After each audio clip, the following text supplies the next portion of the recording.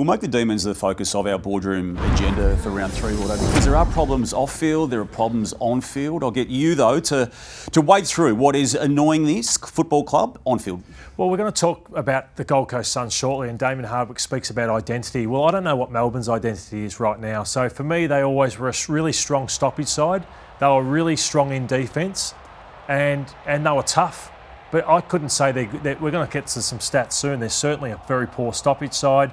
They're not a good defence, and they're not good at the stoppage. And so we heard a lot over the off-season, but there's no position of strength whatsoever. Apart from a few youngsters that have come into the team, there is nothing to be excited about whatsoever with the Demons. So this loss coming on the weekend, as it did against Gold Coast, it came after an equally poor performance against North Melbourne. And to open the season, they had a good performance against GWS, but you then tally it all up and you have a look at these numbers, which we're just going to show you here. There's 6 areas of measurement here, Lordo. They're dreadful numbers for a team that ultimately wanted to be finishing in the top 4. And when you look at them, clearances, tackles, inside 50s, goals, disposals per goal, inside 50s per goal. What is the most damning number that you see off that screen? Well, it starts at the coalface, and when you've got a midfield demo of Gawn, Petrarca, Oliver Viney, you think clearances are going to be pretty good, but they're the worst side in the competition in an area of strength, so it's a real concern about where their best players are at. And then you get to the off-field, and you've already touched on it, and it was the use of the word love that they chose to put into the public narrative about what they were as a footy club. I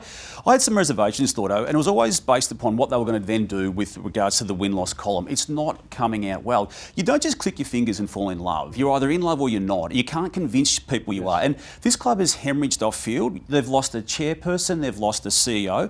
They've had Christian Petrarca shop himself around. They shop Clayton Oliver around, and then he shopped himself around. You don't just click your fingers and it all is okay. Before I get your views on that, Brad Green is in interim capacity as president of this football club as Stephen Smith eventually takes over. But this is the state of flux they're in. There's no interim president about this role. I'm president, I'm the leader. It stops with me. And potentially in 12 months' time, we've had a succession plan with Steve to come on board.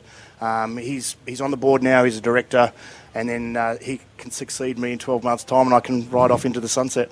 I feel for Brad Green in this situation, Leto. I feel he has actually done, in his own little way, an okay job, but I think it's beyond him to a point too. He was never set out and cut out to be a chairperson of a struggling club, and he was even making list decisions, if we remember, on the run in the lead up to the best and fairest count last year, when he just put a line through the possibilities about Clayton Oliver going. Should they have pursued the possibilities around him, and do they now need to do that post-season? Yeah, absolutely, and I think I'll ask you, do you think the off-field instability, like who's the CEO at the moment? They don't have one. Yeah, so I'm saying so the off-field instability is affecting on-field. I just think you need to get every part of your club in order. Like I'm talking, it's so important. Off-field filters down. You don't notice it as a young player, but you do as an older player. And I think this instability as a club is really hurting them. So there's no permanent CEO, there's no permanent chairperson.